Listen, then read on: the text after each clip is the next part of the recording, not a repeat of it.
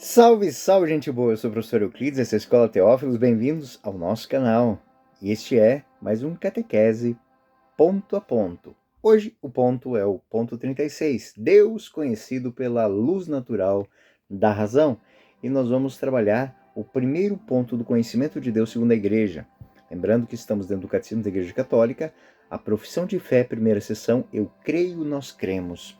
O ponto 36 é o início de um novo tema dentro desse primeiro ponto do creio. A Santa Igreja, a nossa mãe, atesta e ensina que Deus, princípio e fim de todas as coisas, pode ser conhecido, com certeza pela luz natural da razão humana, a partir das coisas criadas. Sem esta capacidade, o homem não poderia acolher a revelação de Deus. O homem tem esta capacidade porque foi criado à imagem e semelhança de Deus. Ou seja, o fato de do homem conseguir compreender que Deus existe e que quer ser íntimo é próprio da natureza dada por Deus ao homem. A fundamentação disso é que o conhecimento de Deus, segundo a Igreja, ele passa por um crivo de algumas especificidades.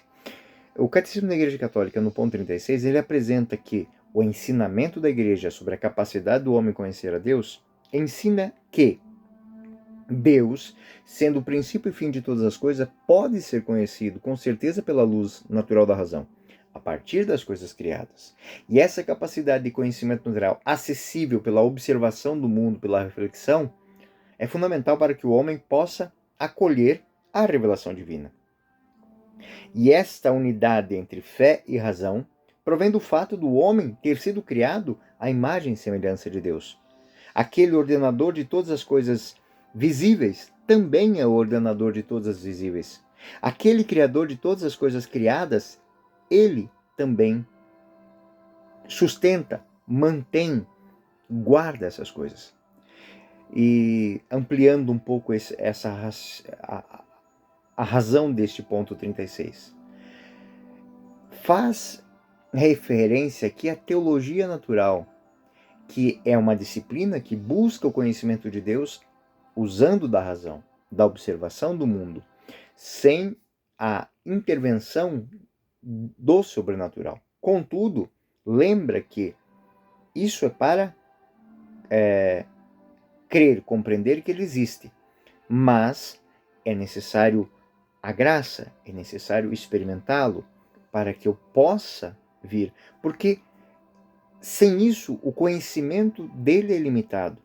É como a criança que sabe que tem pai porque está escrito lá no registro, mas nunca sentou no colo do seu pai, nunca jogou bola com ele. Então é necessário fazer a experiência. Essa convicção é especialmente forte na tradição de São Tomás de Aquino, representada por São Tomás, que defendeu a ideia de que a razão ela propõe verdades. O catecismo ele destaca que essa capacidade faz com que o homem criado só compreenda isso porque ele está em busca da imagem de Deus, que está marcada no seu próprio íntimo. A doutrina da Imago Dei significa que, entre outras coisas, o ser humano possui uma racionalidade que reflete, ainda que de modo limitado, a racionalidade divina. É muito interessante ver as parábolas de Jesus. É muito interessante olhar para os milagres de Jesus. Imagina, Jesus tem milagres muitos disformes, assim, se você for pensar. Uma das curas, né, da filha de Jairo, ele nem, né, a menina dorme, o empregado do centurião romano, ele nem foi na casa. Basta que diga uma só palavra e o meu servo será curado.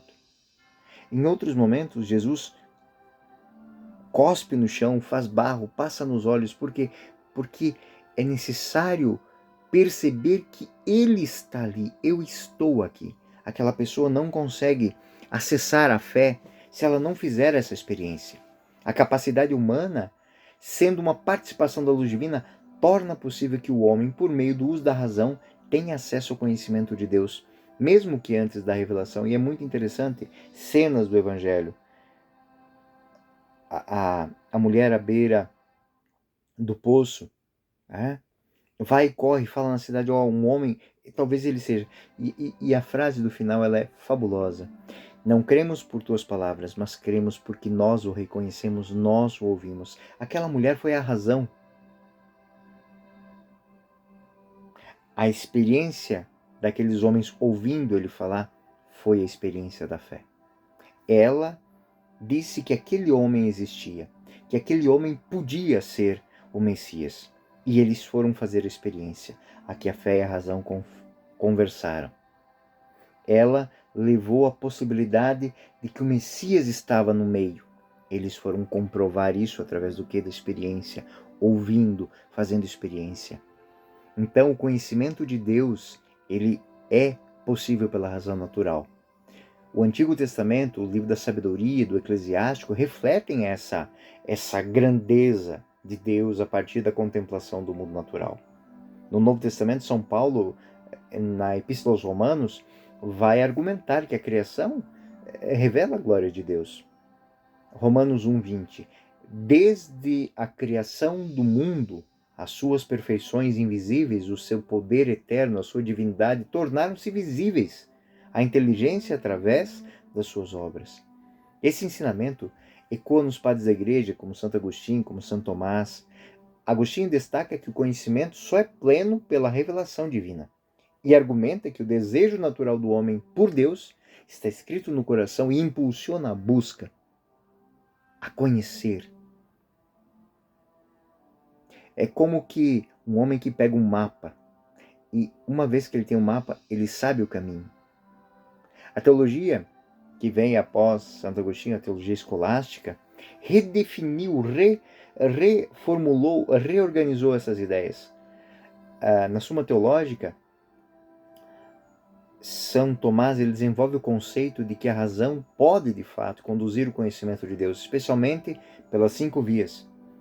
E são formas de argumentação filosóficas que levam à conclusão, principalmente da primeira, que Deus é a primeira causa, é o princípio de todas as coisas. Mas aquele que fez a experiência, ele vai harmonizar isso. A harmonia entre fé e razão. O ponto número 33 vai refletir o pensamento da igreja, de que a razão humana é uma ponte que prepara para a fé. Sem essa capacidade de conhecimento, o homem poderia não escolher a razão divina por medo do incompreensível, por medo do fictício, por medo da mentira, do engano, do engodo.